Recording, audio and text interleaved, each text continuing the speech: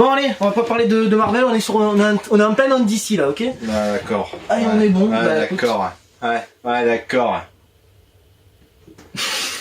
Salut à tous, moi c'est Sean. Et moi c'est Kay. Bienvenue sur Heroes Universe.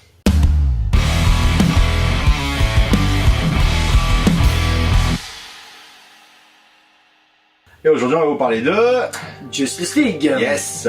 Il est sorti le 21 mars en DVD. Et là, le film est sorti en novembre 2017. Exact. Donc réalisé par Zack Snyder, fini par Joss Whedon. Et on va vous expliquer pourquoi. Voilà. Re-shooté est fini. Donc le fameux réalisateur de Avengers 1 et 2. 1 et 2, ouais. Et tout le chapeauteur de la première phase. Donc on va vite fait vous parler du ressenti qu'on a eu sur le film. On va essayer de faire ça en bref. Voilà. On va pas parler encore une fois des autres films qu'il y a eu avant. On va revenir très légèrement dessus, voilà, mais pas plus. On va schématiser. Voilà. Donc voilà, on va commencer peut-être par Sean. J'attendais ce film avec impatience. On avait eu un Man of Steel pour moi qui était génial. J'ai envie de dire incroyable parce qu'il y a quand même... Moi, il y a des trucs qui m'ont manqué, ils m'ont laissé sur ma faim. Pas dans la mesure où j'étais déçu du film, pas du tout. Il était juste génial, mais j'aurais aimé qu'il dure peut-être 20 minutes de plus, qu'on ait quelques scènes en plus. Et ensuite, on a eu... on nous a teasé une suite à Man of Steel, donc je m'attendais à Man of Steel 2. Et ensuite, on a eu droit à un Batman versus Superman. Qui était excellent. Oh, il était gigantesque, quoi. Qui était excellent. Dans tous les points. Ouais. Moi, je l'ai trouvé très bon. Les acteurs étaient très bons. Très bon Batman. Pardon, Ben Affleck, qui est un très bon acteur. Dans les autres films que j'ai pu voir dernièrement. Et même avant. Très bon acteur. Très bon Batman. Très bon Bruce Wayne. Donc Henry Cavill en Superman. Ouais, il avait déjà fait le job dans Man of Steel.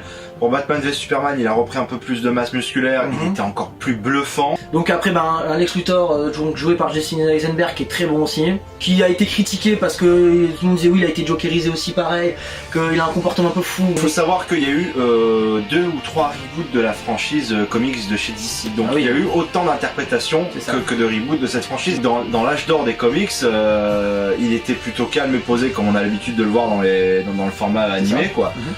Et ensuite, à partir d'une autre version, il est carrément devenu complètement fou, quoi. Faut pas oublier une chose, c'est que ceux qui critiquent, ceux qui ont critiqué Batman vs Superman, même par rapport à ce point-là, donc par rapport à Lex Luthor dans le film, c'est pas encore le Lex Luthor qu'on connaît, c'est pas encore le méchant qu'on connaît. Il est pas chauve, il a des cheveux, puis on tease quand même qu'il est fou, parce que quand il parle de son père et tout, on comprend que son père était violent avec lui, comme d'ailleurs dans les comics.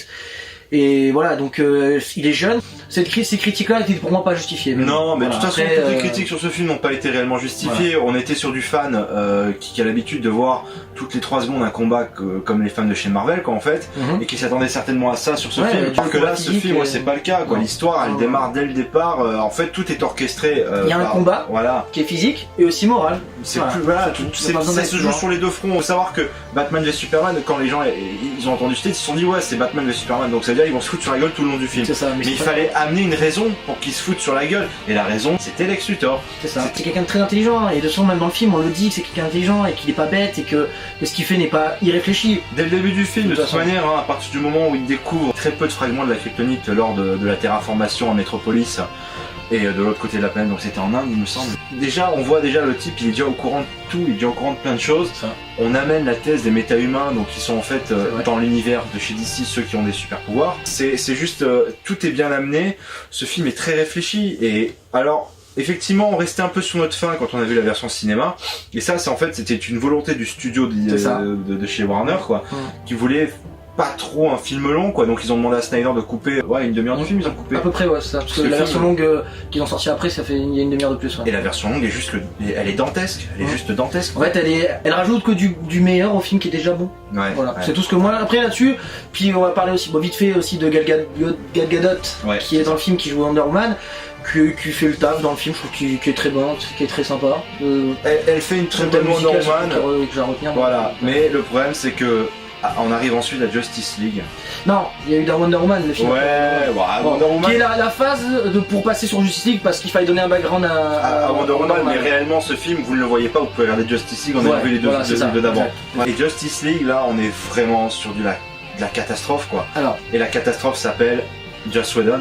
Alors c'est ça qui me fait mal au cœur de le dire, c'est que Sean a moins aimé que moi. C'est un film qui a double courant. Parce qu'il y a des très bonnes choses, comme il y a des très mauvaises choses. Et pour expliquer vite fait, ça passe par 3 choses, je pense. C'est que déjà, Donc Zack Snyder a dû abandonner le tournage parce qu'il a eu un drame familial, sa fille s'est suicidée. Ouais. En pleine post-production et donc il pouvait pas laisser sa famille comme ça, donc bien sûr la stratégie de DC ça a été de récupérer donc Joss Whedon. Quelqu'un qui avait l'habitude de diriger beaucoup de personnages en même temps, et la première initiative de Joss Whedon c'est de rappeler les acteurs et de faire des reshoots. Et alors là, c'est pas une bonne idée. Non, dès le départ, il a changé énormément de choses à ce que devait être le film. Ouais, des plans entiers.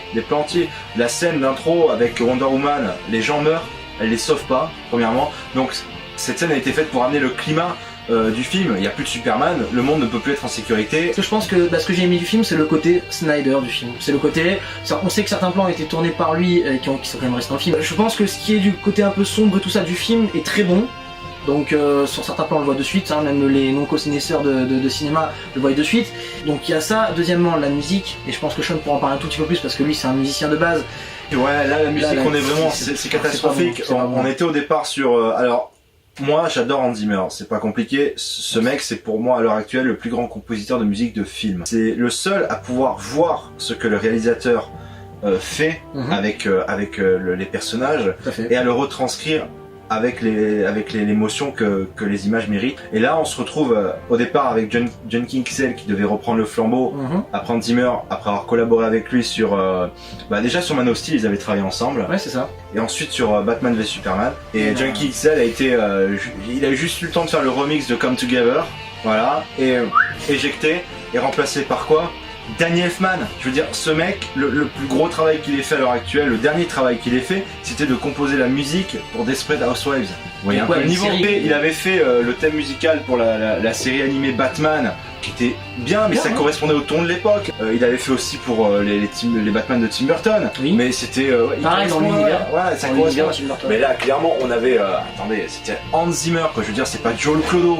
Et moi, je trouve que ça a été un gros problème parce qu'on a repris certains thèmes, celui de Batman, dans certaines scènes, enfin une scène en particulier, la première. Après le thème de Superman, c'était pas bienvenu. Voilà, c'était pas bienvenu. C'était pas dans ce genre de film-là qu'il fallait mettre ça. Non, mais même si le clin d'œil est sympa, mais je trouve que c'est pas. Il y a pas de thème en fait. Réellement, il y a pas de thème pour les personnages. Il y a surtout pas de thème pour le film. C'est ça. Il y a pas un seul thème qui s'appelle Justice League. Et c'est pas marquant quoi. Mais sur Avengers, vous avez le thème Avengers qui reste en tête. À part Come Together et encore, c'est une chanson qui a été remasterisée d'une autre chanson d'avant. Non, ça va pas. La musique ça va pas du tout. Et ça c'est une des choses du gros point du film. Et après le troisième, pour moi c'est certains personnages. Ezra Miller. Flash. Donc Flash, c'est pas possible, ça passe pas. Parce que ça va pas du tout. Le personnage ne rentre. Enfin moi en tout cas personnellement je le trouve pas bon dans le film. C'est pas un bon acteur, même si on a pu le voir dans les Animaux Fantastiques, qui est un bon acteur peut-être dans certains rôles. Là, c'est pas un bon acteur dans le film et c'est pas un bon Flash. La série The Flash est meilleure que le film Justice League. Tout à fait. C'est pour vous donner un peu le niveau du truc. Quoi. Ouais. Et puis l'autre personnage qui pour moi n'a rien à faire là, c'est Cyborg quoi. Ouais. Cyborg c'est pas un bon personnage aussi dans le film, il est pas bien intégré. Il a plus de pouvoir que ce qu'il devrait en avoir. Voilà, j'aurais pu intégrer Green Lantern, Martian Manhunter, deux personnages qui sont primordiaux. Voilà, dans la création de la Justice League. Et là non. Après oui, ok, donc la Trinité, donc que ça soit Superman, Henry Cavill, donc Batman, Ben Affleck et Gal Gadot, Wonder Man sont toujours bons quand même dans leur rôle. Aquaman qui est... J'attends de voir. On nous a donné 3 personnages en plus, sans background. C'est ça. Il aurait peut-être fallu, quitte à copier le style, puisqu'on a copié l'ambiance très rigolote des films Marvel, autant copier le même schéma, c'est-à-dire de faire d'abord les stand-alone, et ensuite de sortir l'assemblage quoi. Je veux dire, c'est pas possible de faire comme ça. Ou alors il fallait le faire plus intelligemment. Mais là, clairement, pareil, le méchant est complètement pas convaincant, Steppenwolf quoi. Le CGI de Steppenwolf est dégueulasse. Le personnage est carrément loin de ressembler à ce à quoi il ressemblait dans la scène coupée qui finalement apparaît dans la version longue de Batman v Superman. Tout à fait. Mais encore plus loin de ce qui ressemble normalement dans le comics quoi. Le souci c'est que ça encore une fois c'est pas forcément la volonté de Zack Snyder. Ni de Joss Whedon d'ailleurs, il y a aussi une grosse partie du studio Warner. Ça vaut dessus. Parce que faut savoir que dans Batman v Superman qui a été donc réalisé par Zack Snyder, il avait déjà un storyboard qui avait été fait du personnage et qui était très bien. Hein. En fait c'était une armure qu'on voyait. C'est ça. Et si vous voulez vraiment tout savoir, à la base il devait y avoir 2 Justice League qui sortaient à 2 ans d'intervalle. C'est ça. Le deuxième ça devait être la suite du premier, mais vraiment direct. Et là, sur le deuxième Justice League, en fait, le méchant était teasé dans le premier, qui était en fait Darkseid, et ça devait être le grand méchant de Justice League 2, je vais y arriver. La réponse de DC à Marvel avec Thanos. Ouais, exactement. À la base, on avait vraiment un film sombre, on était parti sur encore le même type de film que Man of Steel, et encore plus que celui de Batman vs Superman. Ouais, et là, on se retrouve avec un truc genre très édulcoré, quoi. Je veux dire, il y a du rouge partout, tous les fonds sont rouges dans les teintes de rouge. À un moment donné, vous faites des reshoots, ok, faites des reshoots, y a pas de souci. Mais on le voit que la moustache de Henry Cavill, elle a été mal mise avec les effets spéciaux, le CGI, quoi. Et on voit toutes les scènes qui ont été retournées, on le voit, quoi. Je veux dire, c'est des fois des cadres, enfin c'est des cuts mais horribles, parce que faut savoir en plus que les premières balances qui sont sorties sur le film, c'était génial, elles étaient excellentes, et je pense que c'est pour ça que le film a été quand même vachement hypé et que nous on l'attendait vachement. Mais après, au fur et à mesure, on voyait que les bandes annonces changent, des couleurs qui changent, etc., etc. Non. Et encore une fois, le film est très bon sur certains points, mais c'est les gros points noirs du film qui font que le film aujourd'hui, ok, je pourrais le re-regarder, mais non. Enfin, pour moi, c'est pas ça que ça aurait dû être du Justice League. Ça aurait dû être limite meilleur que Avenger. Ouais, après, c'est personnel. Carrément. Quand on voit ce que fait Marvel avec ses franchises, tous ses films, malgré qu'on peut critiquer encore une fois certaines choses de Marvel, et ben aujourd'hui d'ici ils sont montés, ils descendent, et j'ai très peur pour la suite. Pour moi, le Batman vs Superman était devant Avengers. Carrément. En termes de qualité, en termes de scénario, en termes de jeu d'acteur, il était carrément devant. Moi le truc c'est qu'aujourd'hui Justice League c'est la déception, mais vous savez c'est la déception du film, de ce qu'il aurait dû être et de ce qu'on attendait vraiment. Et je me dis qu'aujourd'hui, si on peut le terminer là-dessus, moi j'ai énormément pas peur, mais j'ai énormément d'appréhension pour la suite. Moi je sens venir le reboot de la franchise, hein. On n'est pas serein. Voilà, on n'est pas serein pour la suite, et j'attends vraiment beaucoup de choses, et j'espère que ce sera que du bon. Voilà. C'est tout pour nous. On vous laisse aujourd'hui, et puis à la prochaine. Ciao. Oh, où tu crois que tu vas, toi? T'as vu ça un peu? Ouais, qu'est-ce qui se passe? Mais regarde, abonne-toi. Ouais, abonne-toi, qu'est-ce qu'il y a? Abonne-toi. Allez, lâche un pouce. Allez, sois cool.